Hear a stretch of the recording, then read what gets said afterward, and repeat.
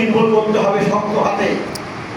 আমাদের শরীরে যখন কোনো স্থানে ক্যান্সার হয়, যদি সেটা কেটে না ফেলি, সারা শরীরে ক্যান্সার ছড়িয়ে আমাদের কিন্তু আস্তে আস্তে মৃত্যু থেকে ঘিরে দেয়।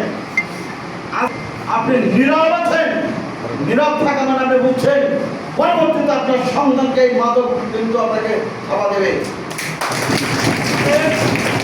আমার পরিষ্কার কথা, আজকে থেকে আমরা সবাই মাদকের বিরুদ্ধে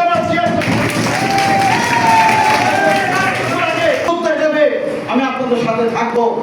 আপনারা বলেন কি লাগবে? টাকা লাগবে আমি দেবো, সাহস লাগবে আমি দেবো, সাথে থাকার লাগবে দেবো। কোনো আসর করছে না। আমরা যদি এই লোক মনে করে সরকারি কলেজে ফিরে বলি, আমরা অন্তত 10 জন মাদক শ্রমিককে আমরা এই কলেজ